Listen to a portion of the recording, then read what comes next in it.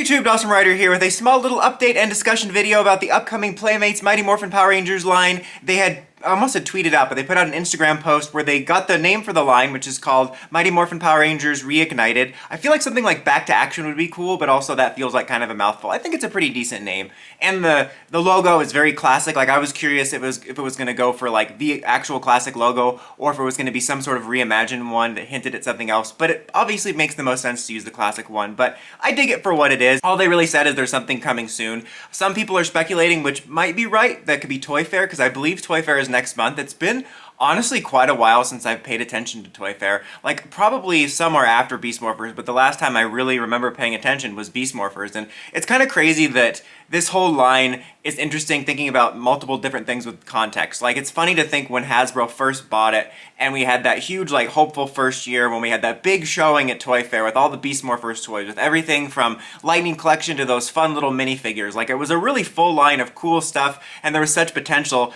And now here we are a handful of years later, and we're going to be getting a new toy line that Hasbro is leasing out to with Playmates. And same thing with, like, it being a Mighty Morphin line is something that would have, like, excited me maybe 15 years ago or so. Like, I remember around, like, right before Overdrive, around that time, before we got the anniversary stuff, I always was thinking it would be cool to get, you know, new releases of old designs or toys, because the only other options were eBay, and there were certain ones that were expensive. But now we've gotten so many re-releases of Mighty Morphin. It's just funny that back then, if we had just done what Bandai did, and basically you just did that season's toys each year, and they released a Mighty Morphin line, I would have been over the moon. But now it's like, oh, it's a Mighty Morphin line, must be Tuesday. You know, I'm not as, I don't say not as sick of it, but I'm not as upset about them using it because I understand why. But toy-wise, it certainly isn't the most exciting because I do own so many iterations of the toys.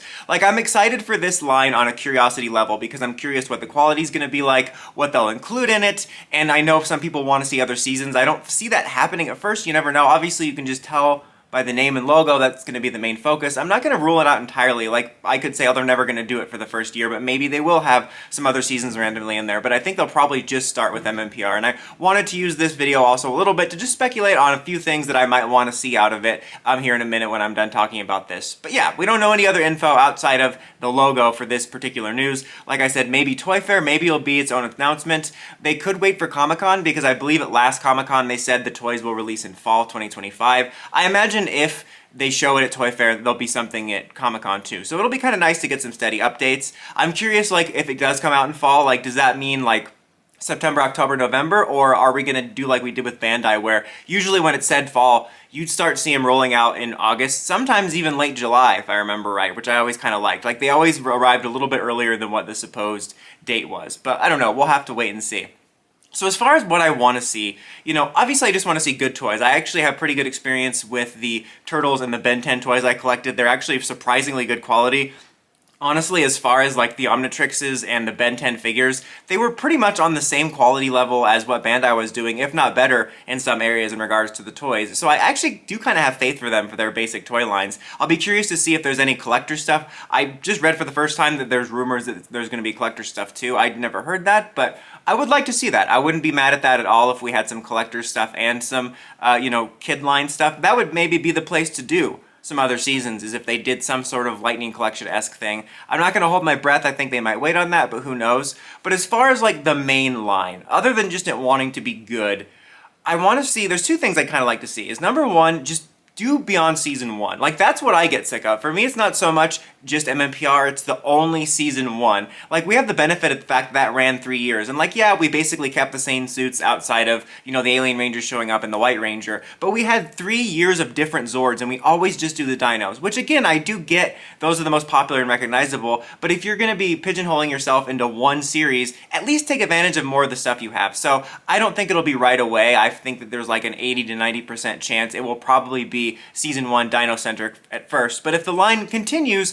let's do some Thunder Zord stuff, let's do some Ninja Zord stuff, let's do some Alien Ranger figures or something. I don't think that would be as appealing to kids, maybe, I don't know, but just take advantage of some of the other stuff. You know, I think I said this when they first announced this, but I would love to see something like kind of Battleizer figures, like just, you know, for the toy line only Battleizer figures like we used to do. Like, do MMPR Red with the Red Dragon Thunder Zord armor, you know, the Black Lion on the Mastodon armor, you know, do a Falcon Zord armor on the White Ranger. I think that could be cool, like not just doing the Zords, but playing playing with the designs, maybe some exclusive new bikes or something, I don't know, but just play with the other seasons a little bit. And I don't know how possible it would be, but it would be cool if they incorporated some stuff from the comics. Like, I'm not expecting like the Omega Rangers or something like that, but anything that's like really closely related to MMPR. Like, if you're just wanting to get kids be like, oh, I recognize this show and this is a cool figure. Like, I think a Draken figure, maybe Ranger Slayer, I think that could be kind of cool. I'm not going to hold my breath for that, but I don't feel like it's impossible so long as you stick to the ones that are, you know, very close to the main MMPR designs. Because for like kids or anybody that doesn't know of the comics, it could just come across as like a cool figure variant. Like, you know, when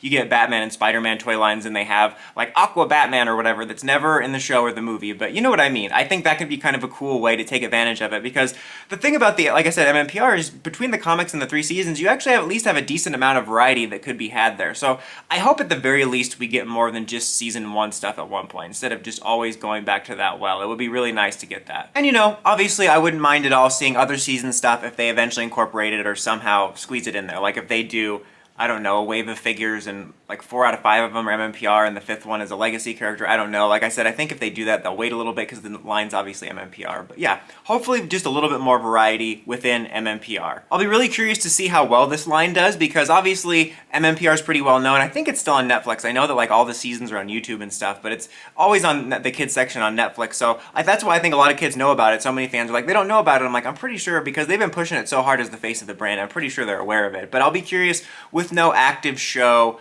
like, is that recognition going to be enough if there's not something ongoing? And then if the reboot happens or an animated series, like, I don't know. I'll be interested to see. It's almost going to feel like a little bit of a test if like MMPR really does sell to the broader audience and the casual kids, you know, because you have like testimony from fans that insist they don't, but that's kind of limited to their perspective. So I don't know. We'll have to see. It'll be interesting. Like I said, I'm excited on a curiosity level. It'll be nice to at least have some more stuff to talk about, just like with hopefully more news rolling in about the reboot. But let me know what you think of this name. What do you want to see out of the line? Let me know in the comments as always. Until next time, don't forget to like, comment, subscribe, and climb the steps and ring that bell to get notifications for more videos like this and more. Dawson Ryder, signing out.